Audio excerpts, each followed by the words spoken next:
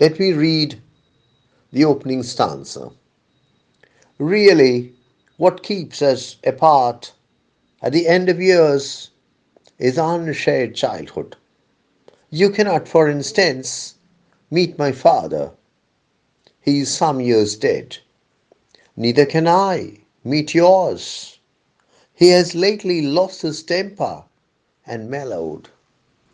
I wonder whether I was reading too much between the lines when I said that the opening lines of the poem hint at the fact that A.K. Ramanujan believed that he came from a background which was very different from that of his wife, Molly Daniels, and that this fact was responsible for their separation. Perhaps we are reading too much between the lines. Now the poet amplifies on the concept of unshared childhood. The disharmony in the relationship between the speaker and his wife is because of his unshared childhood, because of their unshared childhood. You cannot, for instance, meet my father. The poet says, it's impossible for you. The poet tells his wife, it is impossible for you to meet my father. Why? He is some years dead. In real life, A.K. Ramanujan's father breathed his last long before his marriage to Molly Daniels, and thus it was simply impossible for Molly Daniels to meet A.K. Ramanujan's father. Of course, in real life, A.K. Ramanujan's father was Krishnaswamy Iyengar, A.A. Krishnaswamy Iyengar, the mathematics teacher, the mathematician who never got his due, who made a who made some very original contributions to mathematics, but who failed to get much recognition for his work. You cannot, for instance, meet my father. He is some years dead. Neither can I meet yours.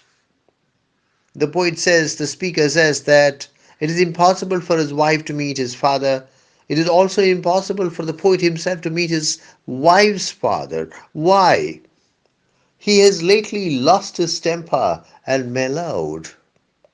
What is the meaning of the word mellowed?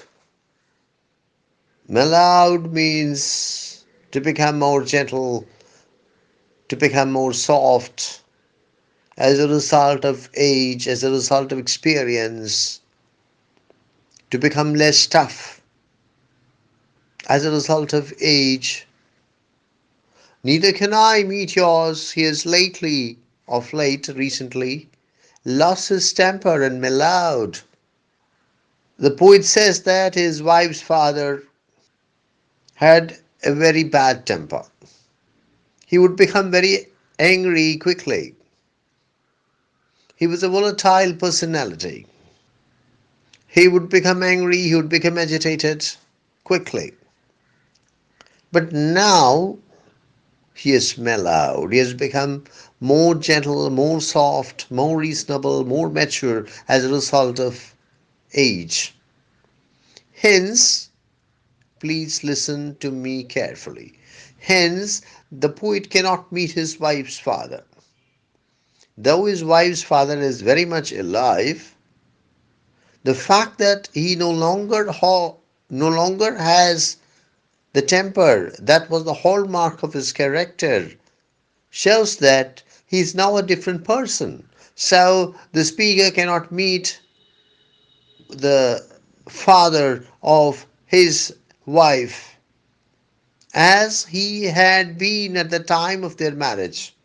Of course, the speaker can meet his wife's father, but he would be meeting a very different person, a mellowed person who no longer has his famous temper, which had been the hallmark of his character. Of course, all this is said in a tongue in cheek manner. I'm sure that A.K. Ramanujan must have had his tongue in his cheek while writing these lines. The point is that the speaker and his wife have an unshared childhood. The speaker and his wife have nothing in common with reference to their childhood. And that is one of the reasons why their union is more separation than union. Why, even in marriage, they're apart.